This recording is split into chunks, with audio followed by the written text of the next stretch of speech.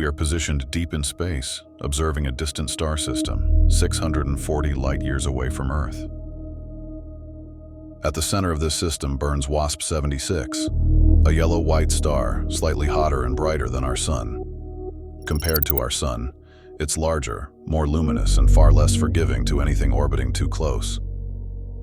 Extremely close to the star, far closer than any planet should be, a massive world clings to its orbit at an unsettling distance. This is WASP-76b, a planet that pushes weather, heat, and survival far beyond anything we know on Earth. The planet was discovered in 2013 using the transit method. Astronomers watched its star dim ever so slightly as the planet passed in front of it. The discovery was made as part of the Wide-Angle Search for Planets, better known as the WASP project. It orbits extremely close to this star, at a distance of roughly 0.0033 astronomical units. For comparison, Earth sits comfortably at 1 AU from the Sun, so this planet is orbiting at about 3% of Earth's distance from its star. One full orbit takes just 1.8 Earth days. A year here is shorter than a weekend. Is it in the habitable zone?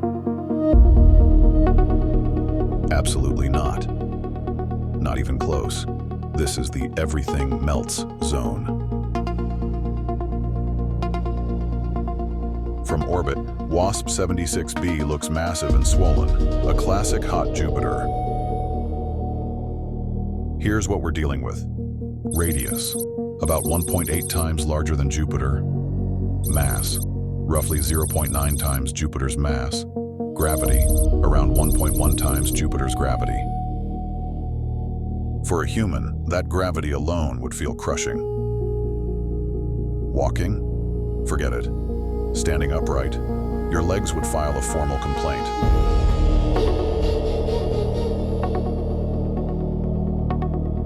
The planet has a thick, extremely dense atmosphere, composed mostly of hydrogen and helium, with a twist we'll get to very soon.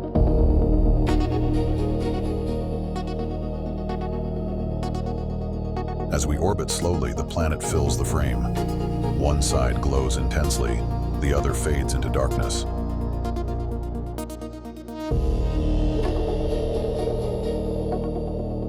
So far, no confirmed moons or ring systems have been detected around WASP-76b. And honestly, given the intense gravity, radiation, and tidal forces from the nearby star, anything trying to orbit this planet probably didn't last very long. This world is gravitationally tidally locked, meaning one side always faces the star. The other side is in eternal night, which brings us to where things get metallic. As we descend into the atmosphere, the visuals turn dramatic. Towering clouds swirl beneath us, glowing gold, orange, and deep copper under the star's light. Violent winds scream across the planet at thousands of kilometers per hour, dragging superheated gases from the day side to the night side. Temperatures on the day side reach around 2,400 degrees. That's hot enough to vaporize metals, break molecular bonds, and make lava look like a mild inconvenience. There is no solid surface here. This is a gas giant, but an extreme one. On the scorching day side, iron literally evaporates into the atmosphere. Then, carried by brutal winds to the cooler night side, the iron condenses and falls as liquid metal rain. Yes, it rains iron. If a human somehow appeared here, survival time would be measured in fractions of a second, vaporized by heat, crushed by pressure, and chemically shredded before your brain even registers regret. Tourist rating, 0 out of 10. Would not recommend.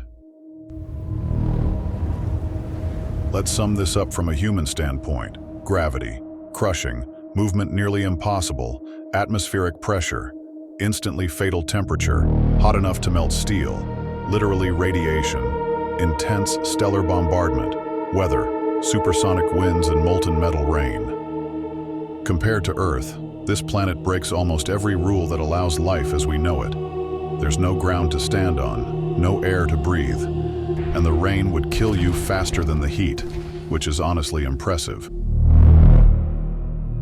WASP-76b is special because it shows us just how extreme planets can get. This is a world where day and night are forever split, metals behave like water, and nature casually does things that sound like science fiction. It reminds us that Earth isn't just lucky, it's absurdly rare.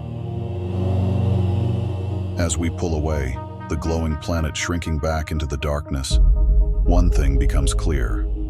Out there, the universe isn't built for us. We're just very fortunate to live on the one rock where rain is still just rain. And maybe, let's keep it that way.